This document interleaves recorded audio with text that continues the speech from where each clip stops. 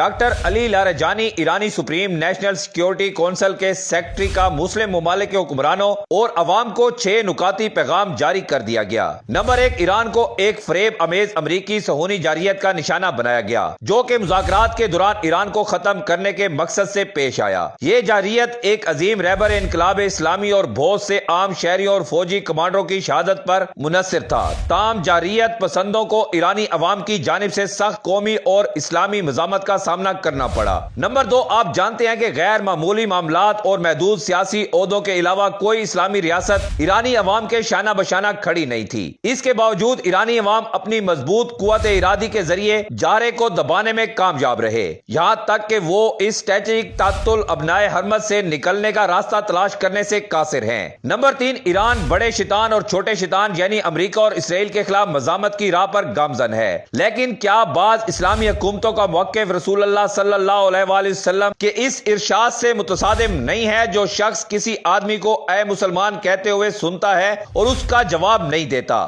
وہ مسلمان نہیں ہے؟ یہ کیسا اسلام ہے؟ نمبر 4، بعض ممالک امارات بحرین نے اس سے بھی آگے بڑھ کر ایران کو دشمن قرار دیا ہے کیونکہ اس نے اپنی سرزمین پر امریکی اڈوں اور امریکی اسرائیلی مفادات کو نشانہ بنایا ہے۔ کیا ایران کو بیکار کھڑا رہنا چاہیے جبکہ آپ کے ممالک میں امریکی اڈے اس پر حملے کے لیے استعمال ہوتے ہیں؟ یہ صرف ایک لغو بہانہ ہے۔ آج ایک طرف امریکہ اور اسرائیل اور دوسری طرف ایران اور مزاحمتی قوتوں کے درمیان محاذ آرائی ہے، تو آپ پوری دنیا کے مسلمان کس طرف کھڑے ہیں؟ نمبر 5، اسلامی دنیا کے مستقبل کے بارے میں سوچیں۔ آپ جانتے ہیں کہ امریکہ مسلمانوں کا وفادار نہیں ہے اور اسرائیل آپ کا دشمن ہے۔ ایک لمحے کے لیے رکے اور اپنے اور خطے کے مستقبل پر غور کرے۔ ایران آپ کے ساتھ مخلص ہے اور آپ پر تسلط نہیں چاہتا۔ نمبر 6، امت اسلامیہ کا اتحاد اگر پوری قوت کے ساتھ حاصل ہو جائے تو اس کے تمام ممالک کی سلامتی، ترقی اور آزادی کی ضمانت دے سکتا ہے۔ ناظرین گرامی، آپ کیا سمجھتے ہیں کہ علی لاریجانی کے اس بیان کے بعد امت مسلمہ